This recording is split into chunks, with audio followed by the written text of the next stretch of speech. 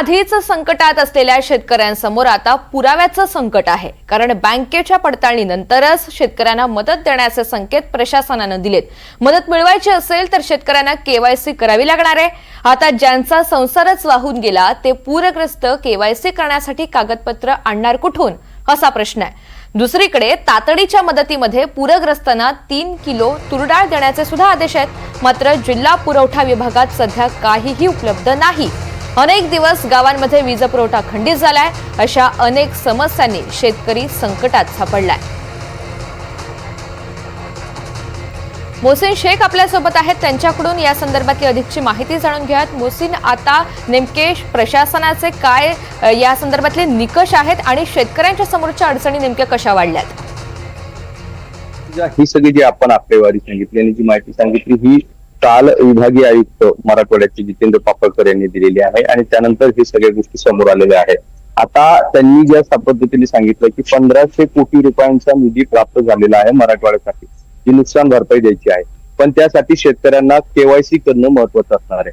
आता परिस्थिती अशी आहे की अनेक नद्या काठच्या गावांमध्ये गावची गावं आणि घराची घरं शेती सगळे वाहून गेलेलं आहे। त्याचा फटका बँकांना देखील बसलाय। आपण अनेक ठिकाणची चित्र देखील दाखवलं की बँकांमध्ये पाणी घुसलं होतं, मग त्यांची सिस्टीम सगळी बंद पडलेली आहे। आता हे जर त्या बँकाच बंद असतील, तिथल्या सिस्टीम बंद असतील किंवा शेतकऱ्यांची सगळी कागदपत्र उद्ध्वस्त झालेली आहे, अनेक ठिकाणी घरांची पडझड झाली आहे, त्यांनी कागदपत्र कुठून आणायची आणि केवायसी कुठून करायचं हा प्रश्नच आहे।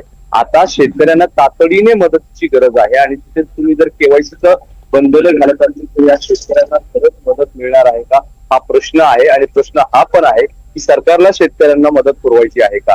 कारण अशा पद्धतीने अटी घालून जर गाठी आणि शर्ती घातल्या तर यापासून हा जो पूरग्रस्त शेतकरी असेल किंवा नागरिक असतील ते वंचित राहतील, त्यांच्यापर्यंत मदत पोहोचणार नाही। कारण केवायसी या आपण जर बघितलं तर इंटरनेट यासाठी अत्यंत महत्वाचं असतं। आता मी ज्या पूरग्रस्त भागात फिरत होतो त्या ठिकाणी देखील अनेक ठिकाणी टावर जी मोबाईलची आहे त्यात पाणी घुसलं होतं, बॅटऱ्या बंद पडल्या होत्या, वीज पुरवठा खंडित झाला होता, त्यामुळे रेंज मिळत नव्हती, 4G 3G देखील तिथं मिळणं अवघड झालं होतं। मग अशा वेळेस या लोकांनी किंवा या पूरग्रस्तांनी केवायसी कसं करायचं हा प्रश्नच आहे। त्यामुळे यावर काहीतरी पर्याय मार्ग काढून तातडीने जी मदत होईल ती पुरवणं गरजेचं आहे।